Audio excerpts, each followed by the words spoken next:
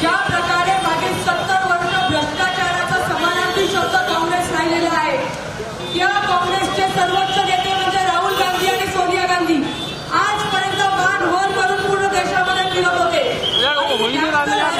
संपूर्ण मोठा घोटाळा की ज्याच्यामध्ये थोडके नव्हे तर 2000 कोटीचा सामान्य जनतेचा पैशाचा घोटाळा करून हे लोक कालपर्यंत मानवर करत होते. पण आज जेव्हा त्यांच्यावर चार्जशीट दाखल झाली आहे, आज जेव्हा त्यांच्यावर गुन्हे खरे होताना दिसतात, तेव्हा मात्र काँग्रेसचे कार्यकर्ते आणि काँग्रेसचे धाबे गळालेले आहेत.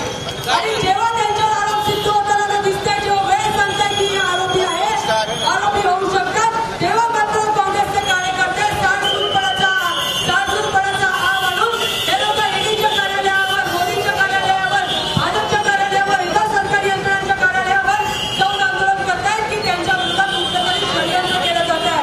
पण संपूर्ण देशाला आता तुमचा खरा चेहरा दिसलेला आहे. संपूर्ण देशाला कळलंय की नॅशनल हराल नावाच्या न्यूज पेपरच्या माध्यमातून कशा प्रकारे तुम्ही जनतेची फसवणूक केली आहे. आणि थोडके नव्हे तर काही लाख रुपये देऊन 2000 कोटीची संपत्ती स्वतःच्या घशामध्ये टाकण्याचं काम या भ्रष्टाचारी काँग्रेसच्या लोकांनी केलेलं आहे.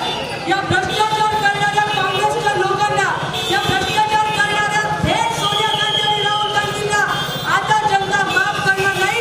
त्यांचा खरा चेहरा समोर आलेला आहे. आज त्यांच्यावर आरोप सिद्ध होताना जेव्हा दिसत आहेत, तेव्हा त्यांच्या पायाखाली सरकलेली आहे. आणि त्यांचा खरा चेहरा जनतेसमोर दाखवण्यासाठी भारतीय जनता युवा मोर्चा जिल्हा स्तरावर आंदोलन करतायत. आणि तेच आंदोलन करण्यासाठी आज आपले प्रदेशाध्यक्ष अरुण कोळेजी आपल्यामध्ये आलेले आहेत. आता अरुणजी आपल्याला संबोधित करतील आणि त्यानंतर थेट आपण काँग्रेसच्या कार्यालयाकडे कूच करणार आहोत.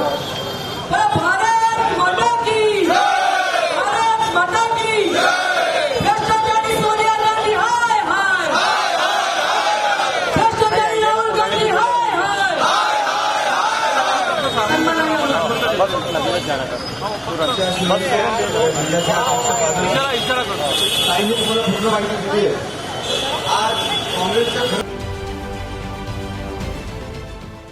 देश विदेशातील प्रत्येक घडामोडींचे लाईव्ह अपडेट मिळवण्यासाठी आता साम टीव्हीच्या सर्व सोशल मीडिया प्लॅटफॉर्मला लाईक, फॉलो आणि सबस्क्राईब करा.